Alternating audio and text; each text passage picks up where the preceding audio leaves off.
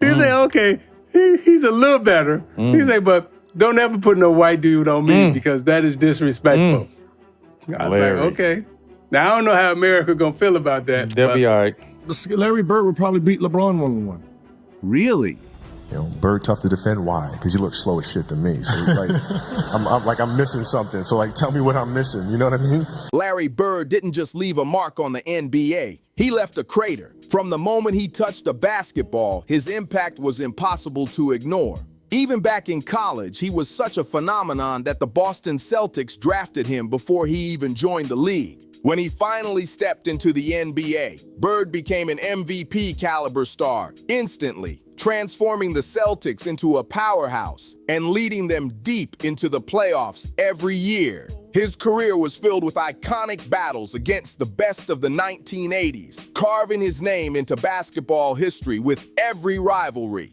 And even after hanging up his sneakers, Bird's influence kept growing. He thrived as both a coach and an executive, becoming the only person in NBA history to win MVP, Coach of the Year, and Executive of the Year. That's legendary. His fingerprints are all over the game's history for more than 3 decades, and NBA legends still tell stories about him that sound almost mythical. With a nickname like Larry Legend, it's no wonder his legacy feels larger than life. Enjoy yourself, dog. Y'all gave us a run for our money. Yeah. I'll see you. All right, take care. Thanks for working on that golf game of yours. But don't just take my word for it. Even Michael Jordan himself gave Bird his flowers. Before Jordan ruled the 90s, he had to go through the icons who came before him, and Bird was one of the toughest. In the 80s, Larry Bird and the Boston Celtics were the brick wall standing in Michael Jordan's way. Even though Jordan was already an elite talent, he kept running into Bird's Celtics in the Eastern Conference, suffering back-to-back first-round playoff exits that stung hard. Bird saw Jordan's greatness early on, but his veteran squad and experience always gave them the edge. What made it wild was Jordan's respect for Bird, something he rarely showed to rivals. Their interactions were a mix of frustration and admiration. On the court, Bird was a nightmare. Off the court, Jordan showed him genuine respect. He even invited Bird out for rounds of golf, maybe the one place he could actually beat him. Still, Jordan's competitive fire showed through. He once called Bird's game physical and even hinted it was dirty, something few players ever accused Bird of. So he's a tough, hard player that you actually, you get angry at sometimes. Everybody does. I mean, it's a common thing. If you had 273 professional athletes here, a professional basketball player, and you say who's the dirtiest player in the NBA, you know, I say 95%, I say Lambeer or Larry Bird. Really? Yeah. Maybe Bird played rough to gain that extra edge, or maybe Jordan was venting after getting outplayed. Then Dennis Rodman added more chaos, saying Bird wouldn't even survive in today's NBA, claiming he'd fit better in Europe. That statement alone had fans and legends losing their minds. The real meaning behind Dennis Rodman's wild statement about Larry Bird still has fans guessing. Was it shade, frustration, or just classic Rodman chaos? Their battles on the court were heated, and it's easy to see why. Rodman was often the one assigned to guard Bird, and he got a front row seat to the trash talk, the confidence, and the cold-blooded scoring that made Bird unstoppable. Isaiah Thomas once shared a story that showed just how deep Bird's competitive fire ran. According to Isaiah, Bird once got offended when the Pistons put a white defender on him, because back then, white players were unfairly labeled as less athletic. Bird took that personally and made sure Detroit realized that wasn't slowing him down one bit. Okay, I'll put it this way. If Larry Bird played in this era, I think he'd be in Europe.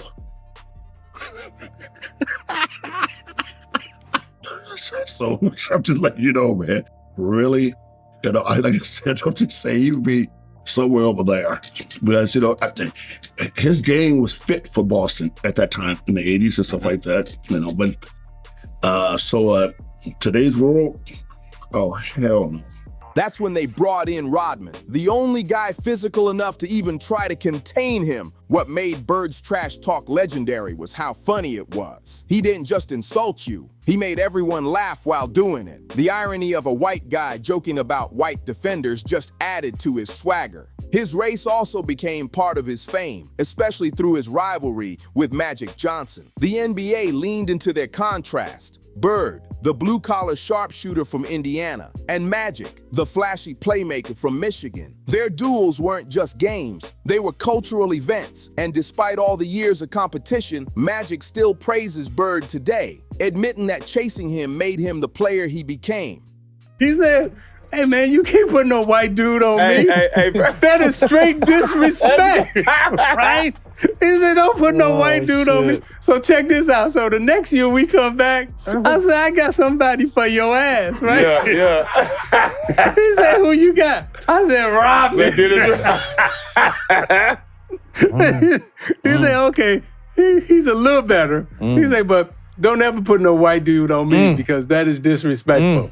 The Rookie of the Year race between Larry Bird and Magic Johnson wasn't even close. Bird destroyed it. He won by a landslide, and even decades later, Magic still admits that loss burns a little. But instead of letting it haunt him, he used it as fuel to chase Bird's greatness. As for how Bird's game would look in today's NBA, most believe he'd still dominate. Gilbert Arenas even said he'd pick Bird to beat LeBron James one-on-one. That's how deadly his skill set was. Bird's shooting, vision, and confidence made him a nightmare for defenders in any era. And I'm glad that we came in together because I had somebody to measure myself to. Right. And say, hey, okay, he's great. I can't let him get too far ahead of me. I got to work hard because I want to stay in pace with Larry Bird. How was you guys' relationship? How would you describe your relationship? Obviously, you beat him in the NCAA the finals in '79, but how was your relationship once you got to the NBA? Because I think the thing was, he was Rookie of the Year. I think you got like 1 or 2 votes. That's all. Danny Ainge, who played right beside him, said the key to Bird's greatness was his unshakable confidence. Bird would literally tell defenders exactly what move he was about to make, then do it anyway. No matter how they tried to adjust, they couldn't stop him. That kind of confidence is rare and terrifying. What made Bird so special wasn't just the stats, it was the little things, timing, angles, and pure basketball IQ. Even Kobe Bryant, one of the most obsessive students of the game, couldn't figure out at first what made Bird so unstoppable. Kobe went to old school Lakers legends asking, what was it about Bird? He wasn't fast, he wasn't flashy, but he was surgical, precise, and cold-blooded every single night. After breaking down Larry Bird's game, Kobe Bryant became one of his loudest supporters, pushing everyone to study Bird's greatness the way he did. Through deep research and talks with NBA legends, Kobe unlocked a new appreciation for Bird's genius, realizing his skill went far beyond stats or highlights. He believed every young player should do the same, learn from the legends who built the foundation of the game. Byron Scott, one of those legends, faced Bird in multiple NBA finals with the Showtime Lakers, and he still remembers Bird's eerie calmness and mind games. Larry Bird would probably beat LeBron one-on-one. Really? Larry Bird would beat LeBron James one-on-one. Ooh. Because one-on-one, it takes away from everything LeBron has, right? His physical strength, his speed, right? And, you know, all that power he has going. Well, in one-on-one, you're talking about 1-2 dribbles. That's not his corners. And that's not his game. Yeah. That's Larry's whole game. Bird didn't just talk trash. He predicted his moves, told defenders exactly how he'd score, then went out and did it like clockwork. No matter how they adjusted, he always found a way to make them look helpless. Playing against Bird had to be pure frustration. Imagine doing everything right, reading plays, rotating perfectly, staying disciplined, and still getting torched. Byron Scott and the Lakers lived that nightmare on basketball's biggest stage, and Bird made sure they remembered it. While rivals suffered, Bird's teammates enjoyed the show from the best seat in the house. Bill Walton recalled Bird's greatest game, an NBA Finals matchup against the Houston Rockets, where Bird dropped the calm act and lit a fire under his team in the locker room. When Bird decided to turn it up, everyone in the arena felt it. Teammates, opponents, and fans alike. You know, I always consider myself a confident player, but, you know, Larry was an entirely different level. I mean, there's so many stories I have about just him taking games over and, you know, we coach, you call a play, and, like, he's not running the play. Like, it's just, okay, he's just going to take it and score. Like, but he just had so much belief in himself, and he could get a shot with double teams at the end of games. Like, teams knew what we were running, and he'd still get a quality look off it. The Celtics needed a win, and Bill Walton could feel something different about Larry Bird that day. You could tell just by the look in his eyes that something big was coming. That story perfectly shows what separates Larry Bird from every other NBA legend. His greatness wasn't just built on skill. It was the intangibles, the killer instinct, the insane basketball IQ, and that relentless drive to win no matter what. Walton used to talk about players who won the genetic lottery. Giants like Ralph Sampson, a 7'4" monster built like Victor Wembanyama, and Hakeem Olajuwon, one of the smoothest big men ever. Even on Bird's own Celtics squad, Kevin McHale had an 8-foot wingspan, and they still had 2 other 7-footers in rotation. And yet somehow, it was Bird, the unathletic forward, who led the team in rebounds. That's how sharp his instincts and hustle were. Bird tough to defend. Why? Because you look slow as shit to me. So I'm missing something. So tell me what I'm missing. You know what I mean? And so I would always ask questions and try to learn as much as I could. Right? No? I was a different generation. You guys probably never even seen Larry Bird play. Which is, just how many have seen Larry Bird play? Hey, everybody's seen Larry Bird play. That's not a high enough percentage. We got some work to do. In that legendary finals game against Houston, Bird delivered an all-around masterpiece. 29 points, 11 rebounds, 12 assists, and 3 steals, completely crushing the Rockets' title dreams. Surrounded by freakishly athletic players, Bird still found a way to dominate through brains, precision, and pure willpower. Walton, a champion himself, could only sit back in awe. But it wasn't just teammates who felt Bird's aura. Opponents did too. Charles Barkley, one of the league's rising stars in the 80s, still remembers the first time he saw Bird up close. And he said that moment changed the way he viewed greatness forever. The confidence it takes to walk into a locker room, stare your competition straight in the eye, and basically declare yourself the winner before the game even starts. That's insane. But that's exactly who Larry Bird was. And the wildest part, he always backed it up. Larry went out and just played his self-proclaimed greatest game that he ever played. And it was spectacular, because in a game of a lot of winners of the genetic lottery, I mean, you had Hakeem, you had Ralph, who were just brilliant, just getting started in their careers. You had Kevin McHale, you had the Chief, and here was Larry.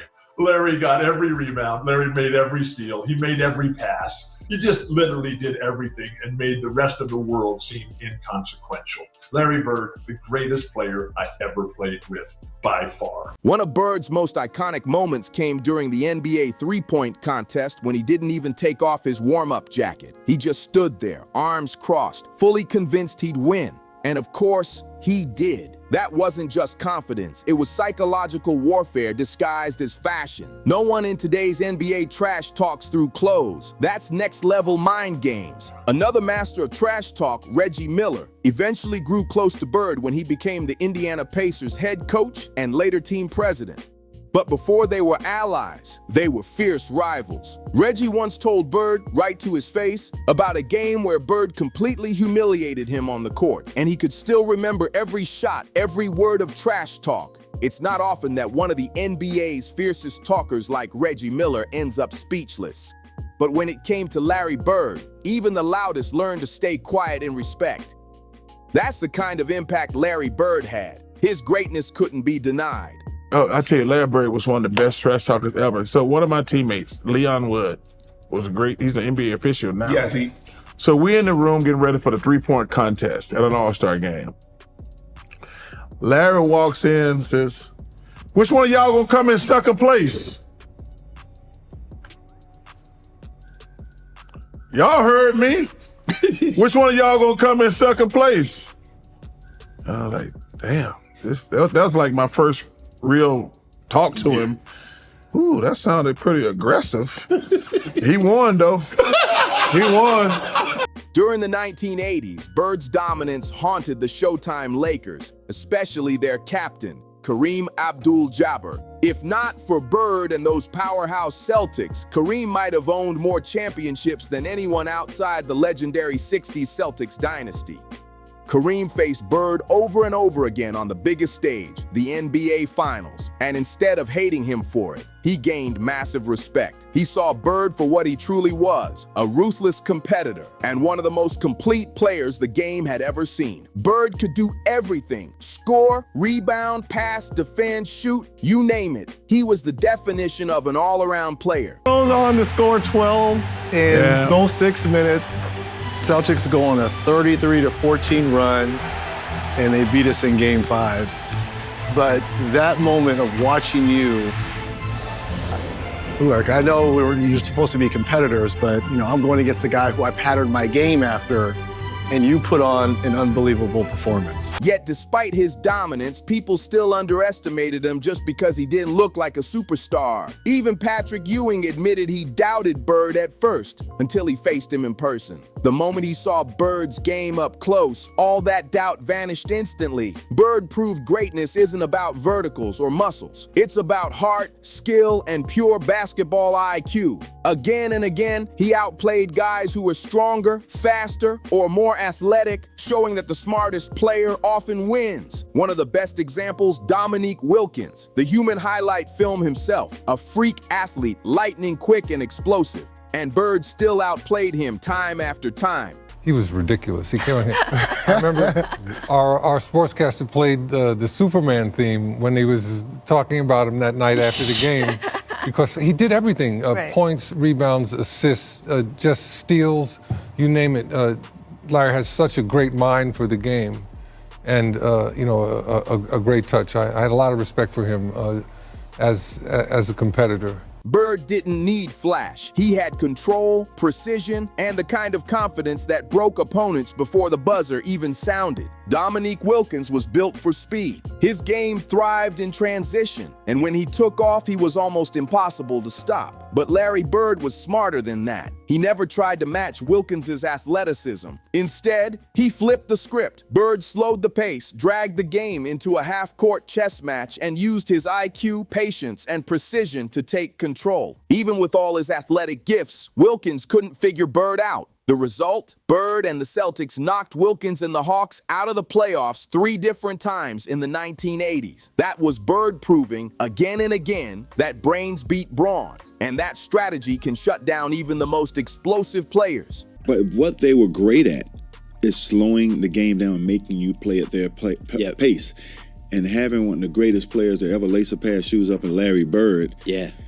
In a half-court situation, he was evil. I mean, you couldn't beat him in a half court. Gary Payton, one of the greatest defenders ever, has made it his mission to remind this generation what Larry Bird truly was. He's heard all the lazy takes. Too slow, not athletic enough. But Payton shuts that down quick. He says basketball isn't just about vertical jumps or speed. It's about skill, instincts, and basketball IQ. And Bird had all 3 in elite doses. You don't luck your way into 3 MVPs, 3 championships, and countless all-star nods. That kind of greatness doesn't happen by accident. It's earned through mastery. Larry Bird's legacy goes way beyond stats and trophies. It's written in the respect he earned, even from the fiercest rivals who realized they weren't just playing against a man. They were up against a mind that saw the game 2 steps ahead. Man, Larry Bird would shoot it anywhere. If you think about